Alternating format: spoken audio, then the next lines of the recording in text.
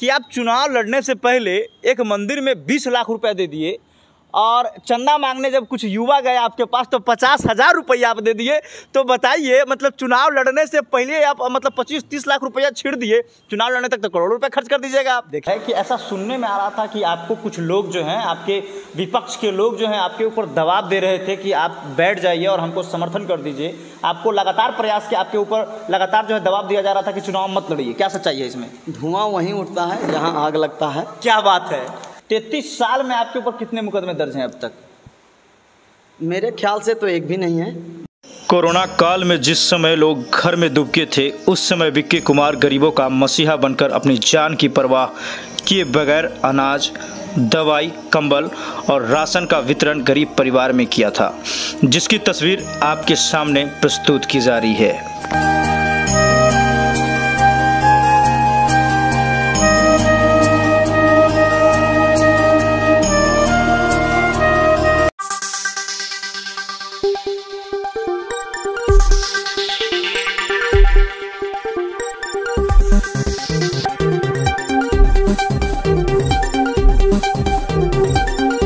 नमस्कार, आप देख रहे हैं मगध की बुलंद आवाज़ और मैं हूं समर राठौर।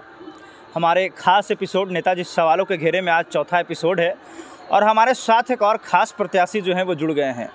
ख़ास इसलिए हैं क्योंकि लगातार लगभग 1 साल से ये समाज सेवा से जुड़े हुए हैं और आज जो है ये चुनावी मैदान में उतरे हैं। मुख्य पार्षद पद के प्रत्याशी से नाम है इनका विक्की साव।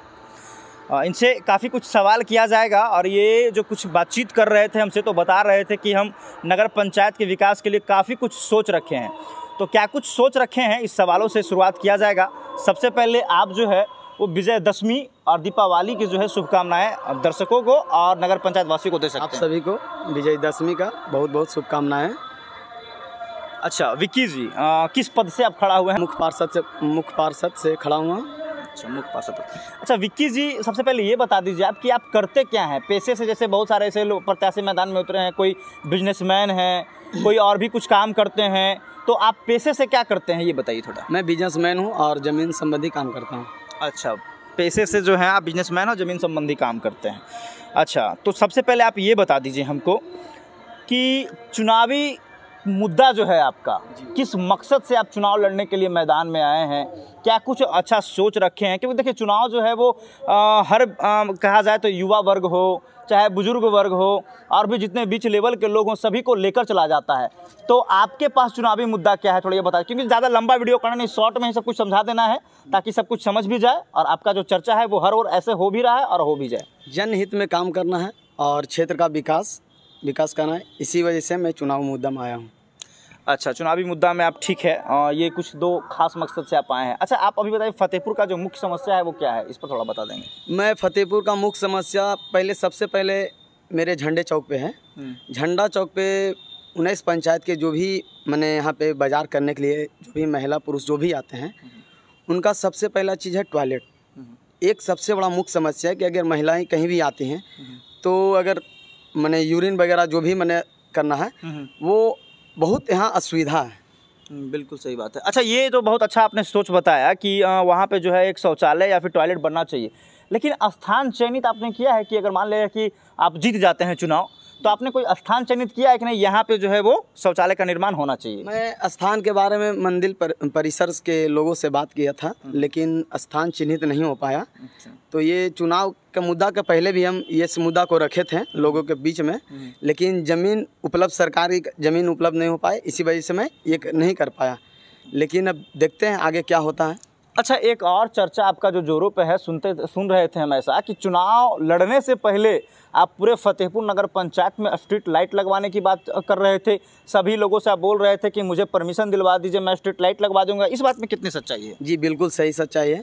मैं प्रयास कर रहा था कि फतेहपुर में लाइट का व्यवस्था हो, हर घर मैंने स्वच्छ पानी पहुँचे। इसके लिए मैंने परमिशन का भी बात किया था, लेकिन बिजली विभाग के द्वारा परमिशन नहीं मिल पाया था, इसी वजह से मैं नहीं लगा पाया।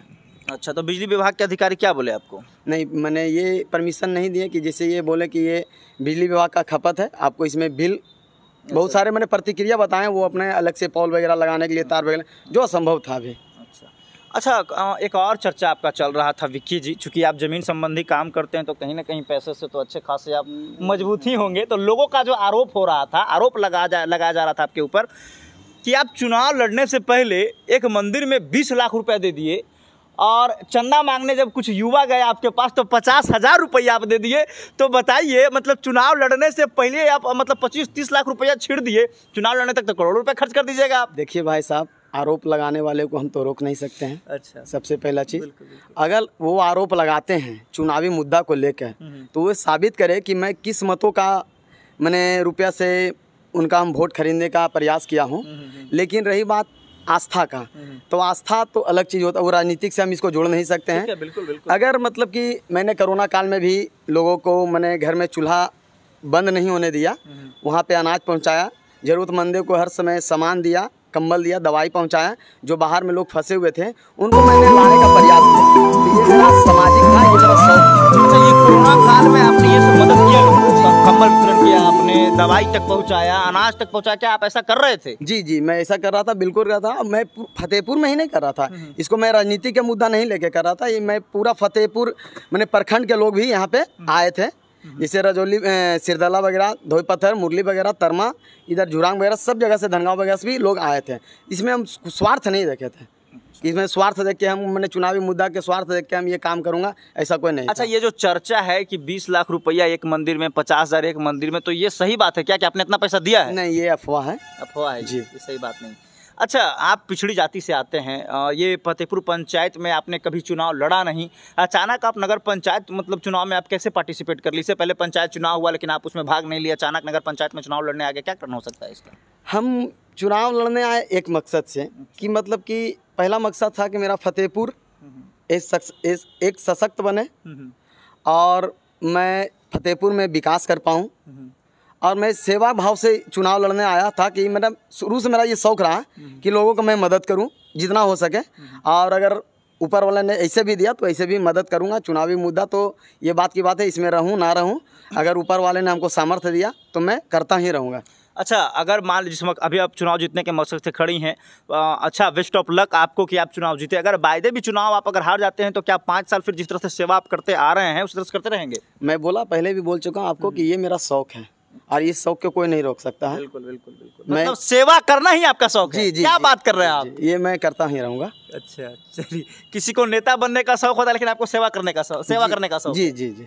अचानक जो है वो मौसम का मिजाज रंगीन हो गया और वर्षा होने लगी तो स्थान परिवर्तन कर लिया गया है। और विक्की जी, एक और सवाल है कि ऐसा सुनने में आ रहा था कि आपको कुछ लोग जो हैं, आपके विपक्ष के लोग जो हैं, आपके ऊपर दबाव दे रहे थे कि आप बैठ जाइए और हमको समर्थन कर दीजिए। आपको लगातार प्रयास के आपके ऊपर लगातार जो है दबाव दिया जा रहा था कि चुनाव मत लड़िए, क्या सच्चाई है इसमें? धुआं वहीं उठता है जहाँ आग लगता है। क्या बात है।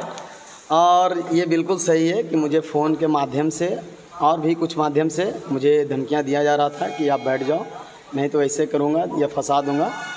और इसका साक्ष्य भी मेरे पास है, लेकिन मैं इन सब चीज़ों से डरने वाला नहीं हूँ। अच्छा, जो साक्ष्य है क्या आप उसको प्रस्तुत करना चाहेंगे पब्लिकली? अभी पब्लिकली नहीं करना चाहूँगा। अच्छा। क्योंकि वो चुनावी मुद्दा है, इसमें कुछ रंजिशें रहता है, लेकिन मैं आपके चैनल के माध्यम से ये भी कहूँगा कि इसमें रंजिश नहीं रहना चाहिए।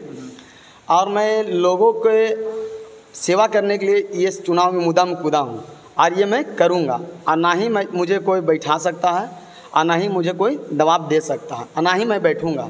और एक मांझी जी का मैंने संदेश है कि जब तक तोड़ूंगा नहीं तब तक छोड़ूंगा नहीं। अच्छा, ये बाबा दशरथ मांझी जो गया जिले के गहलौर घाटी के रहने वाले? जी जी, दशरथ जी का ये मेरा एक संदेश है कि जब तक मैं तोड़ूंगा नहीं जब तक मैं छोड़ूंगा नहीं। जब तक तोड़ेंगे नहीं तब तक छोड़ेंगे नहीं, है ना? जी जी जी। वाह, क्या बात है। तो चलिए, काफ़ी अच्छा डायलॉग है ये कि जब तक तोड़ेंगे नहीं तब तक छोड़ेंगे नहीं। ये डायलॉग से हर कोई वाकिफ़ होगा कि जब दशरथ मांझी की जो पत्नी थी वो बीमार थी और रास्ते में जाने के दौरान उनकी मौत हो जाती है तो बाबा दशरथ मांझी पहाड़ तोड़ते हैं। चलिए, ये सब बात जो है ख़त्म किया जाए, लेकिन लोकतंत्र की परिभाषा क्या है वो आप सभी जानते हैं और हम लोग आज़ाद देश के नागरिक हैं, तो ऐसा नहीं होना चाहिए कि किसी को दबाव देकर बैठाया जाना चाहिए। अच्छा विक्की जी, अभी तक आपकी जो है उम्र क्या है? उम्र 33 है। 33 साल में आपके ऊपर कितने मुकदमे दर्ज हैं अब तक? मेरे ख्याल से तो एक भी नहीं है, बाकी आप पता कर सकते हैं। ऐसा मतलब आपके ख्याल से मतलब आपका यही कहना है कि साफ तौर हमारे ऊपर कोई मुकदमा दर्ज नहीं है? जी जी, मतलब हम FIR का कुंडली निकलवा लेंगे आपका? जी जरूर जरूर जरूर, है ना? जी बिल्कुल। अच्छा, चलिए अच्छी बात है। अच्छा, एक सवाल और है विक्की जी, कि जो लोग गरीबों पे अत्याचार करते हैं, फतेहपुर क्षेत्र में गुंडागर्दी करते हैं, अपना दहशत कायम करना चाहते हैं, उसको आप क्या कहना चाहेंगे? और ये गुंडागर्दी है, इसको आप कैसे ख़त्म करेंगे? ये तो सबसे पहले मैं आपका चैनल के माध्यम से ख़त्म करना चाहूँगा। अगर मेरे मीडिया भाई लोग या मीडिया कर्मी लोग अगर ये चाह जाएं कि गुंडा और गुंडागर्दी दोनों समाप्त हो जाए, तो ये आपके बाएं हाथ का काम है। क्या बात? आइए, लोकतंत्र का चौथा स्तंभ आप लोग माने जाते हैं। बिल्कुल बिल्कुल। और आप लोग 1 मिनट में इसको समाप्त कर सकते हैं। और रही बात गुंडा और गुंडागर्दी का, तो मैं इस पर बिल्कुल कंट्रोल कर पाऊँगा।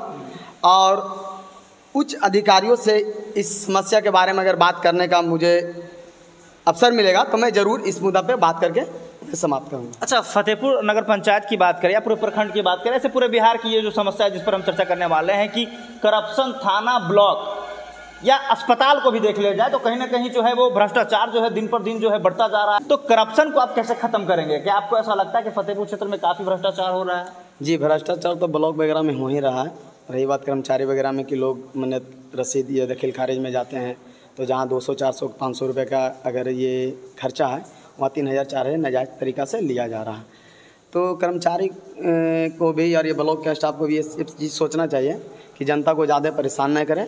और बाकी मैं आपके चैनल के माध्यम से ये भी दोबारा फिर बोल रहा हूँ कि जहाँ आप करप्शन रहता है वहाँ दोबारा आप छापा मारिए, जाइए और लोगों के बीच में संदेश रखिए, बड़े पदाधिकारी के बीच में ये संदेश रखिए, करप्शन ऑटोमेटिक अपने आप खत्म हो जाए। चलिए, विक्की साहब जी काफ़ी चतुर नेता है। जहाँ जहाँ जो है मतलब देख रहे हैं कि जहाँ मीडिया का काम है वो बार बार याद दिलाने की कोशिश कर रहे हैं कि वहाँ आपका काम है, आप जाइए करिए। खैर, मैं ये काम कर रहा हूँ, जहाँ भी भ्रष्टाचार होता है, हम डीलर के बारे में हो चाहे शिक्षा के मामले में, तो आवाज़ उठा ही रहे हैं।